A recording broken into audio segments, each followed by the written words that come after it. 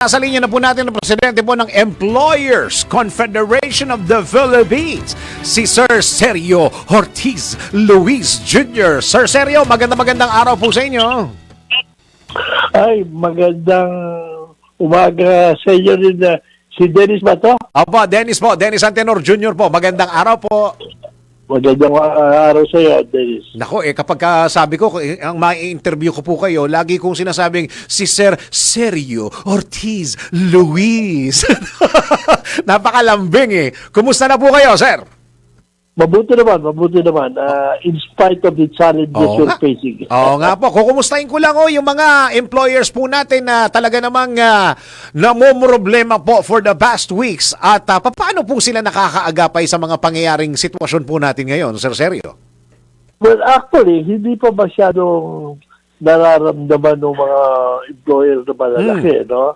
Dahil, alam mo naman, yung side effect nitong pagtaas ng fuel, depende rin sa chain of supply nila at yung export nila. Pero talagang hirap na ngayon yung mga micro. Alam mo kasi, hindi alam ng mga tao, ang mga enterprises natin, 90% micro. Oo, tama. 8% lang yung small, 1% lang yung medium. Opo. At wala pang 1% yung large. So, yung 90% na micro, yung mga yan, marami yan. Siyang kahit santo ka, masasabi mo, no? Talaga marginal na operation, marami yan. Taon-taon yan, may mga papasok na marami, libo. Tapos mga isang dalawang taon, magsasara yan, may papasok na mga iba.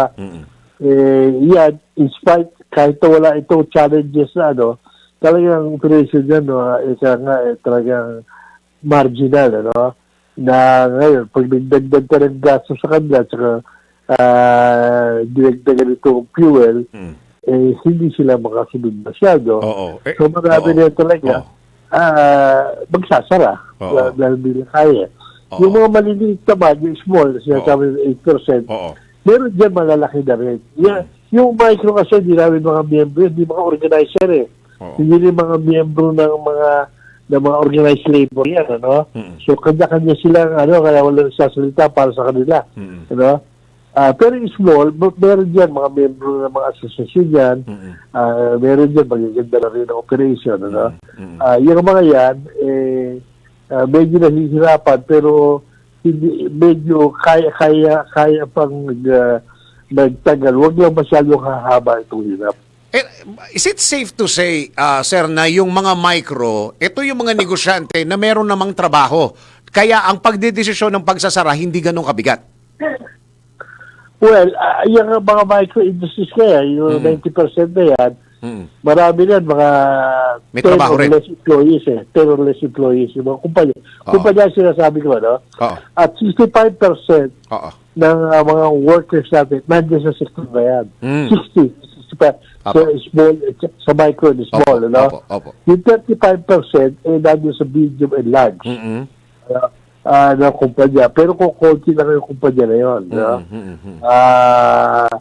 ang masakit, sa contribution sa GNP natin, sa ekonomiya, siyempre, mahirap naman ang operasyon ng micro, tsaka small, baligtad, sa 35% lang, yung mga malalaki, nasa 65% ang contribution sa ekonomiya.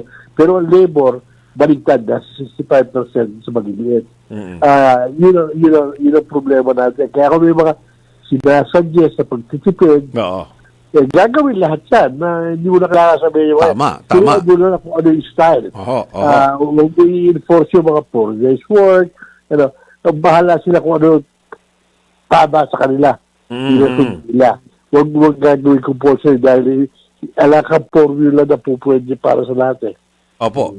So paano po yan, Sir Sergio? Pagka ganito ang sitwasyon natin, lahat naman apektado pagdating sa gasolina, yung iba ho ba dyan magde-decide na bawasan yung kanilang operasyon, mapa small, medium, bawasan yung kanilang operasyon dahil hindi na ho nila alam kung paano aagapay dyan sa taas ng gasolina na yan dadami ho ba yung walang trabaho pagka sila'y umaksyon?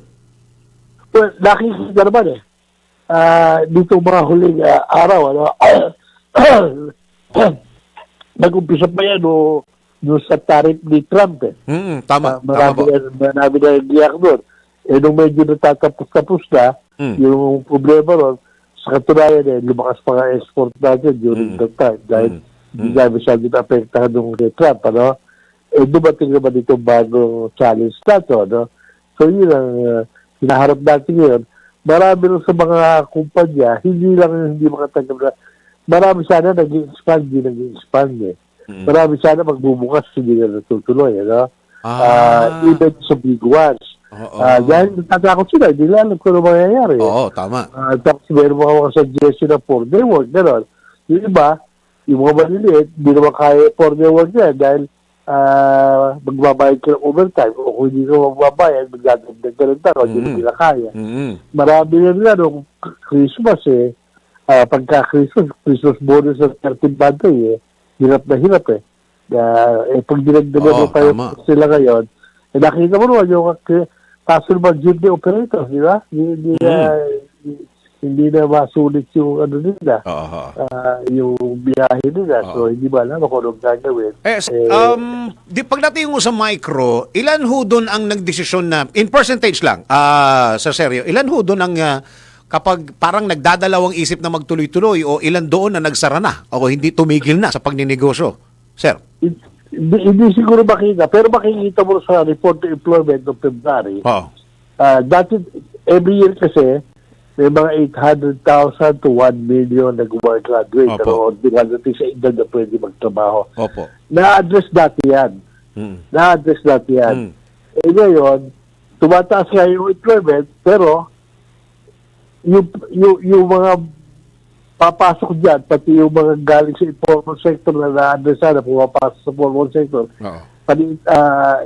palaki na palaki. So tumataas yung unemployment, tumaas na konti yung employment, pero yung unemployment tumataas dahil dumadami yung ano.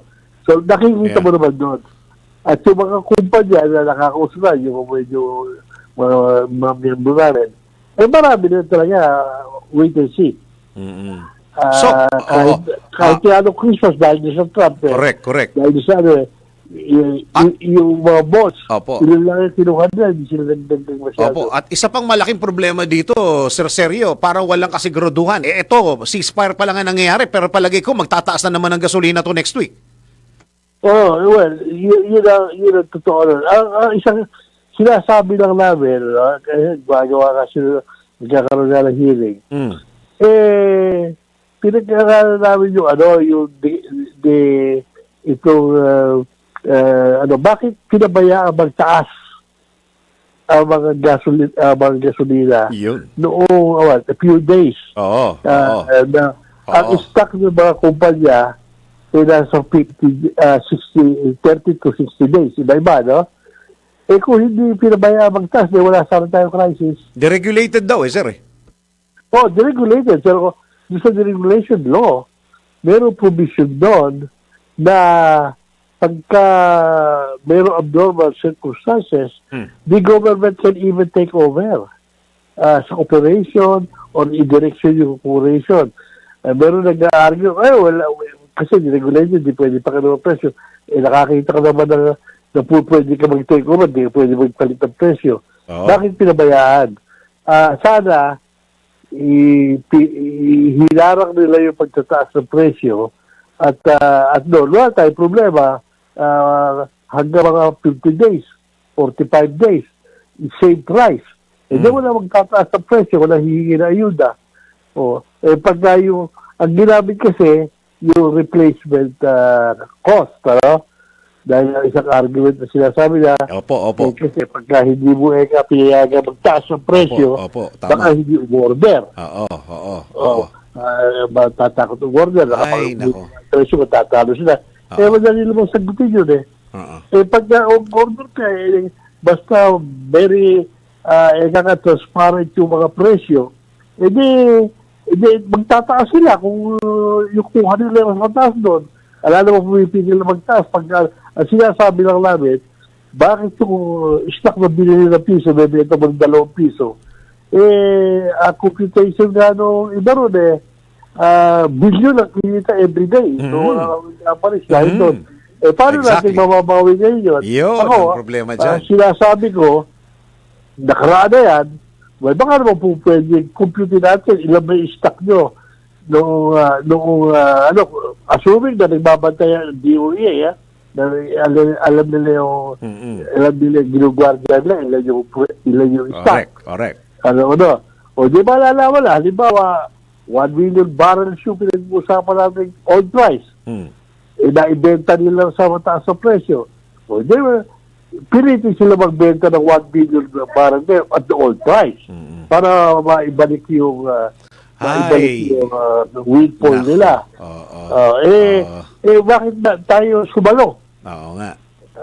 Ano ba, bakit maraming kasi technical na sinasabi. Pero at bottom line, ilan ba yung stock nila, ilan ba yung binibenta nila everyday, i-multiply mo sa itinaas ang presyo, billion. Yeah.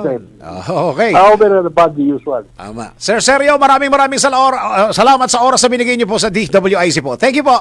Maraming salamat din sa inyo at maraming salamat sa mga nakikinig sa atin. Presidente po ng Employers Confederation of the Philippines, ECOP, si Sir Sergio Ortiz Luis Jr.